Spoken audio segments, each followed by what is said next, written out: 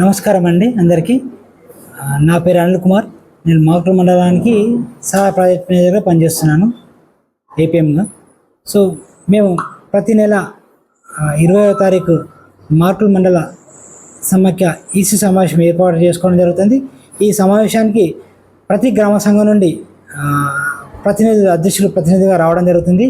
ఈ మండల సమాఖ్య సమావేశంలో మరి బ్యాంక్ లింకేజ్ టార్గెట్ ఏమేమి ఉన్నాయి, అదేవిధంగా శ్రీనిధి టార్గెట్స్ ఏమేమి ఉన్నాయి, వారికి బ్యాంకులో ఎలాంటి లోన్స్ ఇవ్వడం జరుగుతుంది, గ్రామ సంఘంలో ఎలాంటి సమస్యలు ఉన్నాయి, అక్కడ తీర్చలేని సమస్యలను కూడా మండల సమాఖ్యలో డిస్కస్ చేసి ఇక్కడ వాటికి పరిష్కార మార్గాన్ని కనుక్కొని తిరిగి వారి గ్రామాలకు వెళ్ళేసి ఆ సమస్యల్ని పరిష్కరించుకోవడం జరుగుతుంది.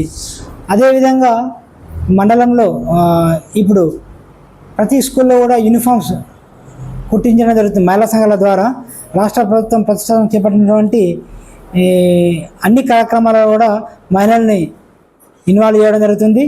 ఇందులో ముఖ్యంగా క్యాంటీన్స్, మండల సమాఖ్య ఆధ్వర్యంలో క్యాంటీన్స్ కానీ బస్సెస్ పెట్టడం మరియు మహిళల ద్వారానే వారి యొక్క ఆదాయం అభివృద్ధి చెందాలనే ఉద్దేశంతో డ్రెస్సెస్ ప్రతి పిల్లవాడికి 2 డ్రెస్సులు మహిళల ద్వారా కుట్టించి ఇవ్వడం జరుగుతున్నది.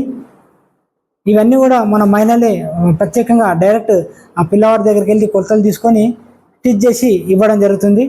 అన్ని గ్రామాలలో మనకు క్లాత్ రావడం జరిగింది. అన్ని గ్రామాల సభ్యులు కూడా క్లాత్ తీసుకొని వారు నేరుగా మెజర్మెంట్ తీసుకొని స్టిచ్చింగ్ చేయడం జరుగుతుంది సార్. అదేవిధంగా ఈ సంవత్సరం బ్యాంకింగ్ టార్గెట్ వచ్చేసి 65,64 లక్షలు. దాంట్లో భాగంగా మరి ఇప్పటికే మేము ఒక 2 కోట్లు బ్యాంక్ లింకేజ్ ఇవ్వడం జరిగింది.